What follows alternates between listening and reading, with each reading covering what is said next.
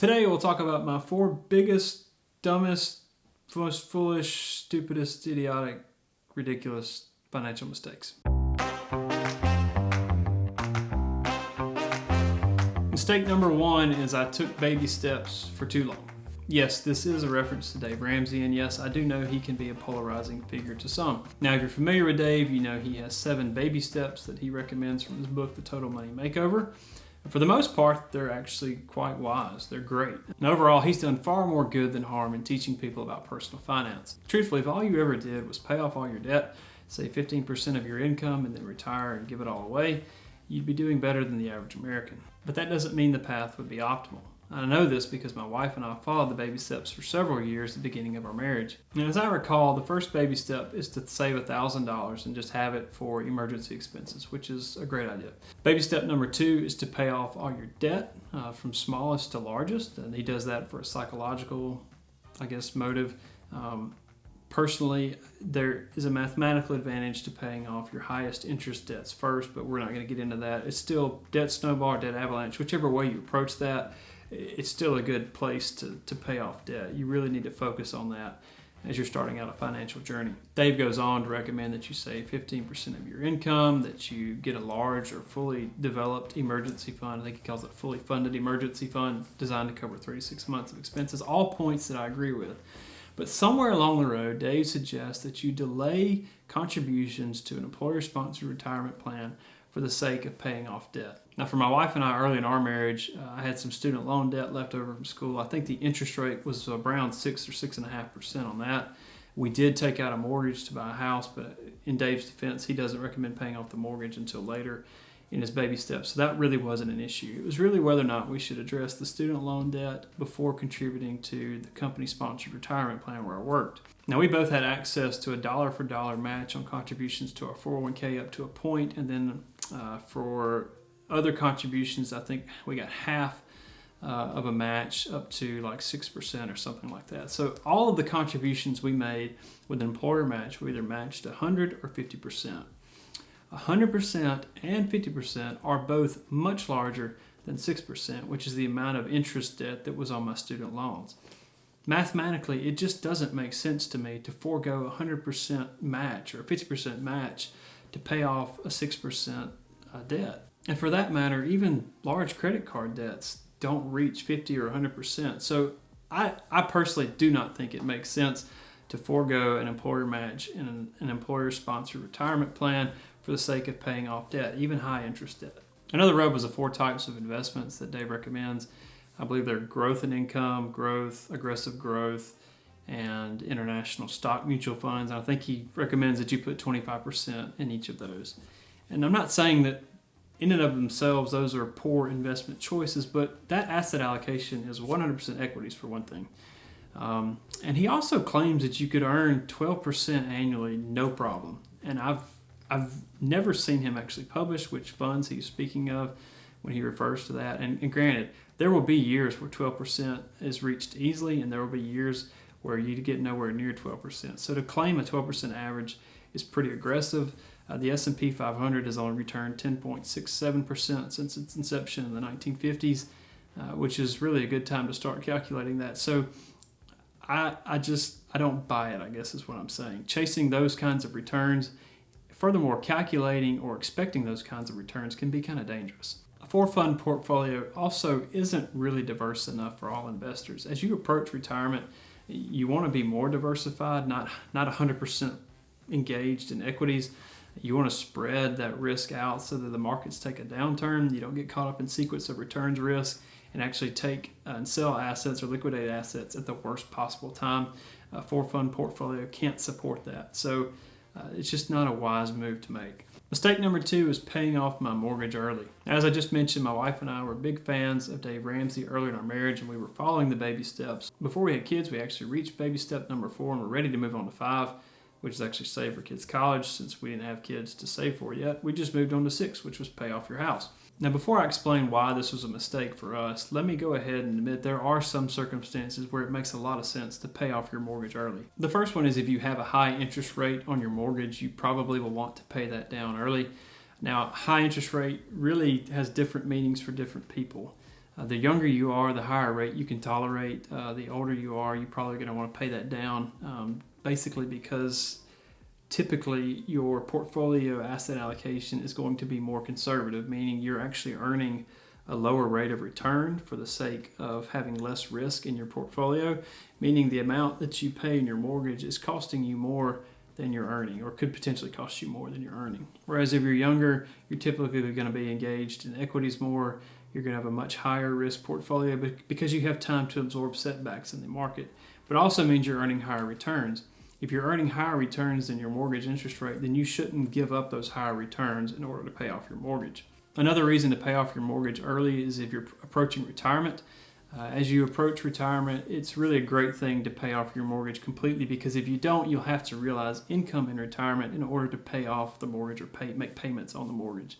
So say if you have a mortgage payment of $2,000 a month, that means you'll need $24,000 of cash or income every year just to pay that mortgage. Well, if you're having to pull that money from retirement accounts like an IRA or 401k, then that means you're also paying tax on those withdrawals. It just makes them that much more costly. Even if you can afford the tax in retirement, it forfeits a lot of control you have over your income, which plays into your income taxes. So if you're trying to keep tax base low in retirement so that you can do Roth conversions or just pay less taxes or keep your Medicare premiums low, having a mortgage is going to work against you in that regard. So it's a good idea to pay off the mortgage completely before you retire. There may be other reasons you want to pay off your mortgage early. For a lot of people, they just feel good. And hey, if you feel good having the thing paid off, by all means, go and do it. But let's get back to why it was a mistake for my wife and I. To begin with, at the time, we had a pretty low interest rate on our house. It was 3.5% was the loan rate amount of the mortgage rate, interest rate. I was in my early 30s. My wife was too. We were earning much more than that, investing in both retirement or in an investment portfolio of stocks outside of a retirement account, so a taxable investment account. So effectively, we were forfeiting a higher rate of return for the sake of paying down a mortgage that was only costing us 3.5%. Now, I look back in that range between 2008 and 2022, the S&P 500 returned about 20% on average in that time frame, which makes me feel like a complete idiot because it means I sacrificed 16.5% average annual return so I could pay off a 3.5% mortgage. Not only that, but in November of 2015, I was actually laid off from the job I was working at. We did have a fully funded emergency fund of 3 to 6 months of expenses, but I suddenly felt like liquidity would have been more valuable to me than a lower mortgage balance. At the time, I know we had paid thousands of dollars toward the mortgage, and I would really have liked to have had that in liquid cash in case I was unemployed for an extended period of time. In fact, the month before I was laid off was the last time I ever made a mortgage payment early. Hey there, if you have a minute and you're enjoying this video, please show your appreciation by clicking like and subscribe down below. That will help our channel to grow. It'll allow me to keep making videos like this and help us to teach other people about personal finance. Mistake number 3 was buying too much house. My wife and I got married in 2006, and shortly before we were married, we began looking for houses and actually bought one not long before our wedding. Now, I realize many of you may be wondering how a couple in their early 20s could afford to buy a house.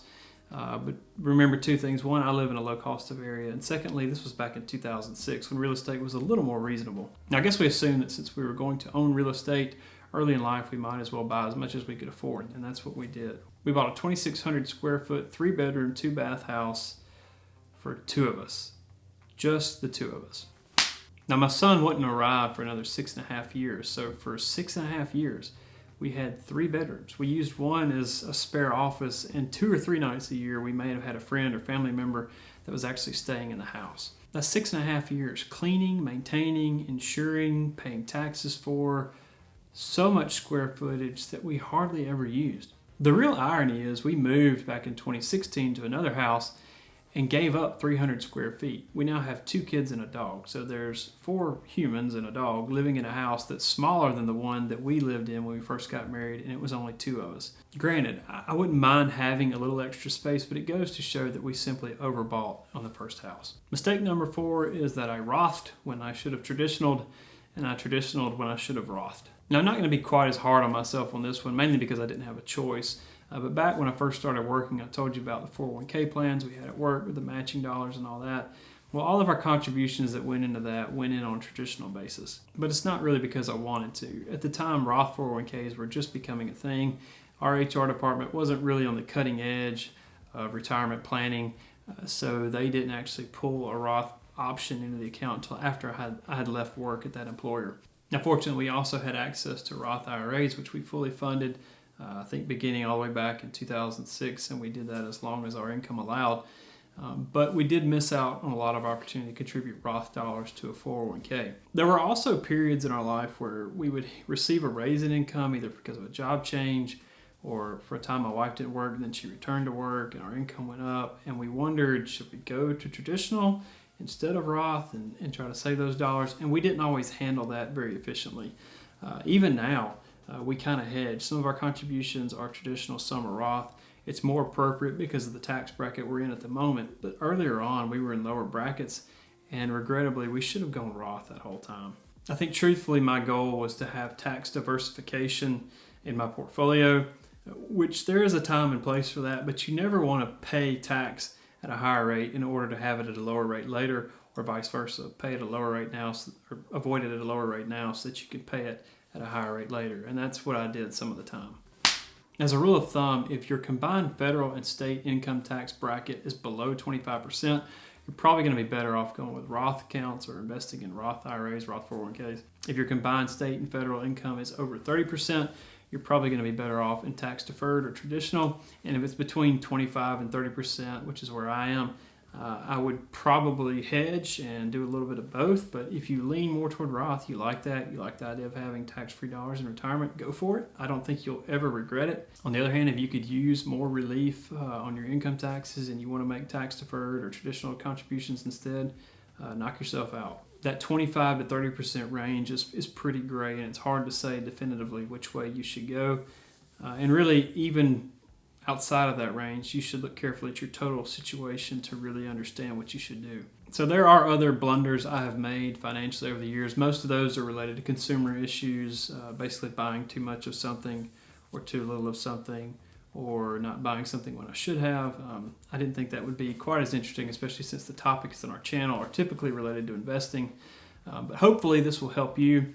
As always, we have much more on our website at martinmoney.com. You should check that out if you have time. Our YouTube channel, both of those will be linked in the description below.